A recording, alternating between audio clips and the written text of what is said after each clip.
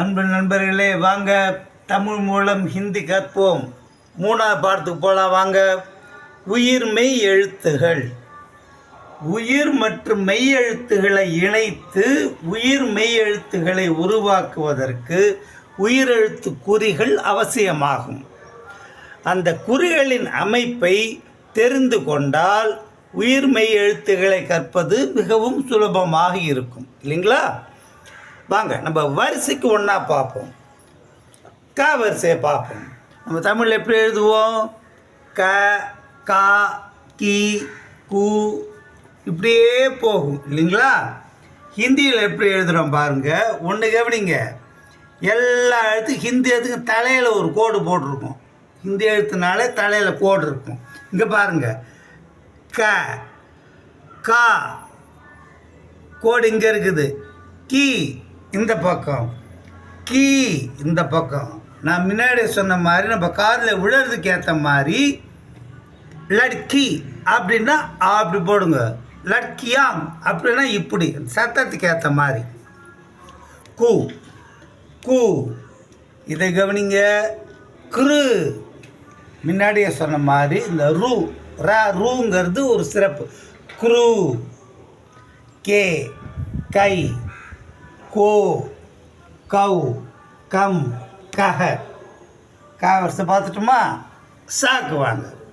அதே மாதிரி ச, சா, சி, சி, சு, சு, ஸ்ரு, சே, சை, சோ, சௌ, சம், சஹ எல்லாத்துக்கும் கோடு போட்டிருக்கோம் பாருங்கள்.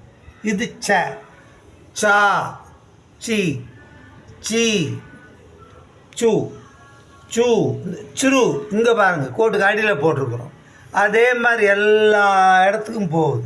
கரெக்டுங்களா? ட வரிசைக்கு வாங்க. ட, டா, டி, டி அப்படியே போகுது. போகும்போது ட்ரூன்னு ஒன்று நான் முன்னாடியே சொல்ல மாதிரி ஹிந்தியில் உள்ள ஸ்பெஷாலிட்டி. இப்படி போடுறோம். ட, டா, டி, டி உச்சரிப்புக்கு ஏற்ற மாதிரி போடணும். டூ இப்படி போடுறோம். Two, true. அதே மாதிரி டே, டை, டோ, டௌ, டம், டஹ அப்படி போகுது. த வரிசைக்கு வாங்க. த, தா, தி, தி, து, து, த்ரு அப்படியே போகுது இல்லை? இங்கே பாருங்கள். த, தா இந்த பக்கம் கோடு. தி இப்படி வருது. தி இந்த பக்கம். து, து, த்ரு சொன்னல அந்த த்ரு. அதே மாதிரி எல்லாம் வருதுங்க. தே, தை, தோ, தௌ, தம், தஹ அது மாதிரி. பா வரிசையை பாருங்க. ப, பா, பி, பி, பு, பூ, ப்ரூ, பே, பை, போ இதெல்லாம் பார்ப்போமில்ல? அதுக்கு பாருங்கள். ப, பா கோடு இங்கே வருது. பி, பி, பீனே காப்பானி அது மாதிரி. பி, பூ. இங்கே ப்ரூ பாருங்கள் தனியாக பார்த்தீங்களா கோட்டுக்கு அடியில். அந்த வரிசை.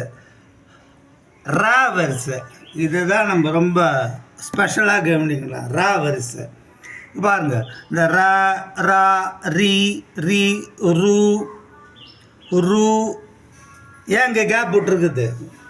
மற்றக்கெல்லாம் த்ரு, ட்ரூ இதெல்லாம் போட்டிருக்கும்ல. இங்கே இரு, ரூலாம் வராது ரா வரிசையில். அதான் இங்கே கேப் போட்டிருக்குறோம். ரே அப்படியே போகுது. பாருங்கள். இதான் ரா, ரா கோடெல்லாம் இப்படி பார்த்த முன்ன இருக்கிற மாதிரியே தான். ரூ, ரூ ஏங்க கேப் போட்டிருக்கோ? முக்கிய குறிப்பு வாங்க. ரா எழுத்துடன் இரு போடுறோம் பார்த்தீங்களா? இது சேர்க்கப்படுவதில்லை. அதான் பாயிண்ட்டு என்பதை கவனித்தீர்களா? அது போன்று இன்னொரு பாயிண்ட் பாருங்கள். இந்த ஊ, ஊ போன்ற உயிர்களின் சின்னங்களை குறிக்கும்போது என்ன பண்ணுறோம்? சின்னங்களை சேர்க்கும் மற்ற எழுத்துக்கள் சேர்க்கும்போது இங்கெல்லாம் இங்கே பாருங்கள். இந்த ஊ, ஊலாம் பாருங்களேன் இப்படி போட்டிருப்போம் நம்ம. டி, டூ இப்படி டூ. ஆனால் ராக்கு மட்டும் பாருங்கள் எப்படி போடுறோம்? மற்ற எழுத்துக்கள் கீழே சேர்க்கிறோம். ஆனால் ராவில் மட்டும் எழுத்தின் மத்தியில் சேர்க்கிறோம். இங்கே பாருங்கள், ரூ ரூ எங்கே ரா வருது பார்த்தீங்களா? ரூ ரூ பாருங்கள் எப்படி ரூ இங்கே மத்தியில் இருக்கும். இது ரூ, இப்படி போட்டால் ரூ. அதான் ராவோட ஸ்பெஷாலிட்டி. அடுத்த கிளாஸில் சந்திப்போம்.